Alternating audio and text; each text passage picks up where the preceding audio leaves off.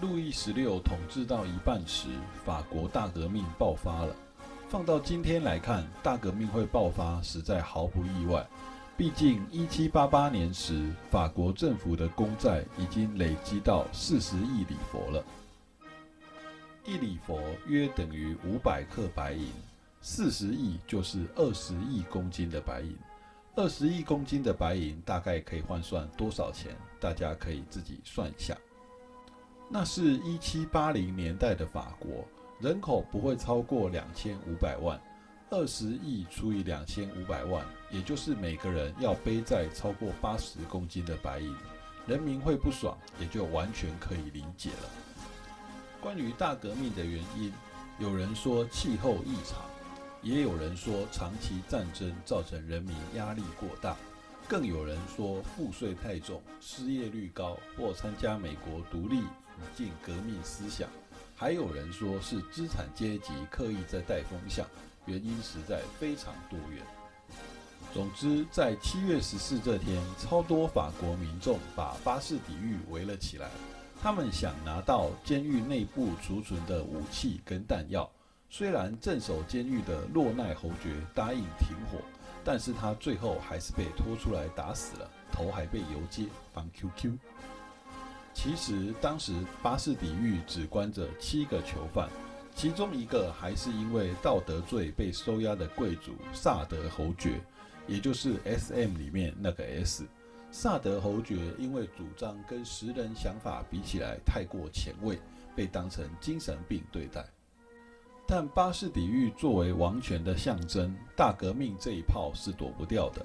当时拒绝提供武器给民众的商会会长，也一样被激进的人民射死。毕竟特权阶级累积的印象太过糟糕，失业率也实在太高了。人民会如此不满，确实有道理。虽然路易16同意日后征税要透过3级会议，而3级会议每人1票的方案，他也点头，但到头来，作为第3阶级的人民只有610票，教士加贵族却有591票。当时整个法国一干人民高达2000多万，教士加贵族则少于30万。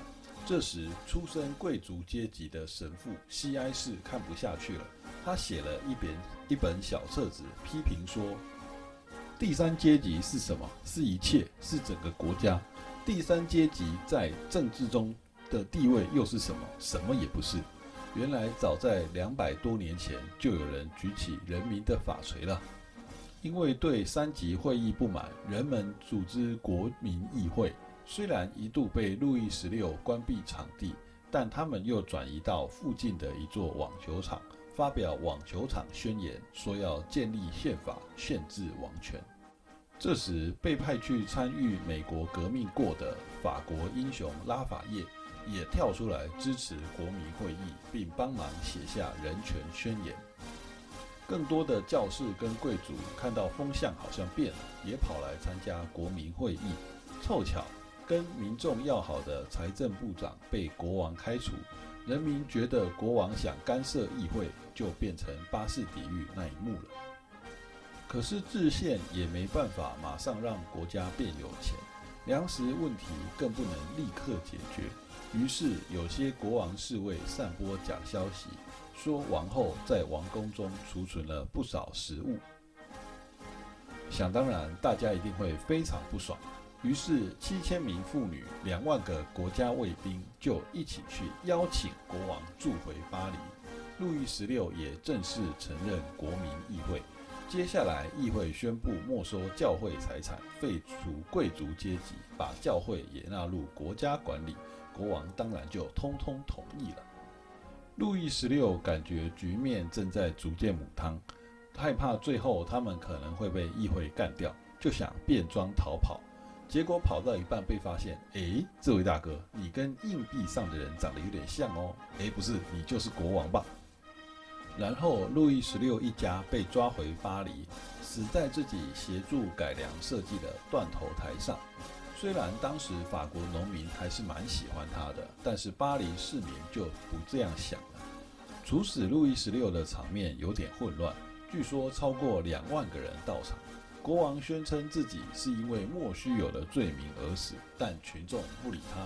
路易16人头落地时，大家还抢着要抢国王的宝血，据说可以带来好运。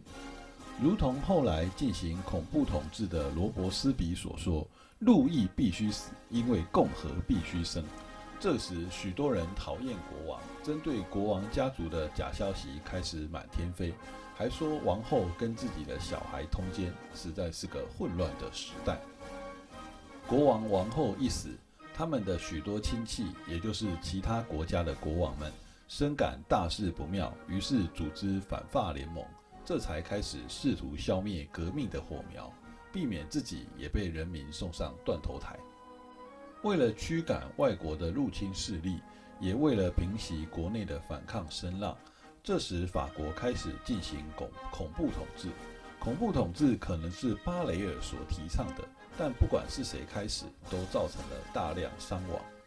在恐怖统治时期，一开始是囤积生活必需品的人要被处死，然后反对政权的人要被处死，最后连可能反对政府的人也要被处死。这种恐慌感，相信许多台湾人应该也都非常熟悉。恐怖统治造成许多人死亡，比如主张自由的罗兰夫人、杰出的化学家拉瓦杰，连主张激进革命的丹敦也命丧黄泉。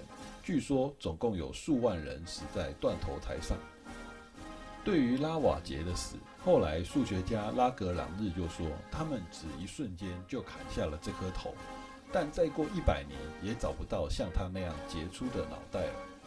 这实在是法国大革命不理性的一面。最后，恐怖政治的推手罗伯斯比也因为恐怖统治而上了断头台。随着罗伯斯比过世，恐怖统治才稍微告一段落。罗伯斯比过世时，被关在牢里的根本不会讲法文的汤马斯潘恩，那个用一支笔就推动美国革命的男人，应该是大大的松了一口气。罗伯斯比的墓志铭是这样写的：过往的人啊，请你们别为我难过，要是我活着，你们一个也活不了。当然，这可能也是有心人去刻的，不过这非常传神地表达了那个时代的氛围。罗伯斯比倒台后，督政府试图清理前朝遗毒，把一些支持者处决，但这不能解决问题，物价还是一样高，粮食还是一样缺。在一次次政变起义后，革命之子拿破仑登上了权力巅峰。拿破仑来自法国旁边的一个小岛科西嘉，在他出生前，路易15派遣法军夺下了这座岛。按照属地主义来说，他是法国人无误。不过，在19世纪，科西嘉也确实属于意大利文化圈。拿破仑自幼在法国成长，因为大革命从一个无名军人慢慢崛起，从拿下土伦反击英国舰队当上准将，到镇压首都政变升为中将，最后远征意大利担任总司令，击败奥地利，是当之无愧的法国战神。拿破仑不只在军事上表现卓越，也是一个颇有手腕的政治家。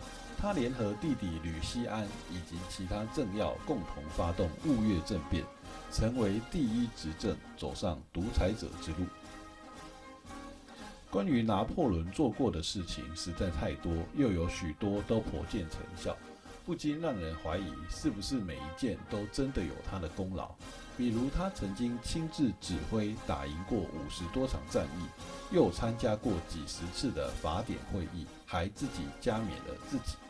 甚至拿破仑还发现了一个数学定理，成立法兰西银行，扶植产业发展，开启埃及学研究，并进行军事制度改革。听起来就像个全才，把名字遮起来，还以为是在说达文西嘞。拿破仑所有成就之中，最值得称道的应该是那部民法典。就连他本人也强调过，滑铁卢抹去关于战胜的全部记忆，但民法典将永垂不朽。摊开现今许多国家的法律来看，只要采用大陆法系，或多或少都受到这部法典中的思想影响。可以毫不夸张地说，拿破仑的想法一路活到了21世纪。虽然拿破仑称帝的举动毁灭了不少知识分子对他的期望与想象，比如贝多芬就因此把他的交响曲改名，从原本的波拿巴改为英雄交响曲，拿粉一秒变拿黑。但即使这样，也难以改动许多人心中对他的好评。有关拿破仑的相关著作，应该是世界上人物传记里最为丰富的。毕竟大家都会好奇，如何从一个小岛居民一跃成为欧洲皇帝吧。在拿破仑的老对手英国那边，后来称霸全球的英国女王，就曾经让自己的儿子，日后的爱德华七世，在伟大的拿破仑墓前跪下。可见，即使在宿敌眼中，拿破仑也是非常可敬的。而那位领导英国打赢二战、著名的英国首相丘吉尔也说，从来就没有人可以比拿破仑更伟大。哲学家黑格尔就更夸张了，他说，世界之所以平衡，是因为有上帝；欧洲之所以平衡，是因为有拿破仑。把拿破仑跟上帝相比，这就是终极拿粉吧。拿破仑过世后10几年，遗体在风雪之中被送回法国，仍然有数十万人参加他的葬礼。就连拿破仑的侄子打着他的名号与风光，也足以借此在法国称帝，影响力可见一斑。关于拿破仑的事迹说也说不完，以至于拿破仑消逝之后的法兰西也就没那么多精彩故事可以说了。而他临死前也把大部分的遗产捐给国家与因为战争而受难的省份。当然，拿破仑也绝非无懈可击，他发动战争导致数十万甚至数百万人死亡，他封锁经济导致许多人生计困难。跟他同时代的美国总统杰佛逊就觉得他就是一个残暴的野心家。大人物就是这样，有很多人喜欢，自然也很多人讨厌。但是这些真的重要吗？我们作为后人，有必要去论他们的是非吗？当故事看一看、听一听，引以为戒一下，应该也就可以了。这集因为个人爱好，真的一不小心就做成了拿破仑特辑。有兴趣的朋友，欢迎在留言区讨论更多跟历史有关的主题，也顺便帮忙点个赞，分享一波。我们下周再见吧。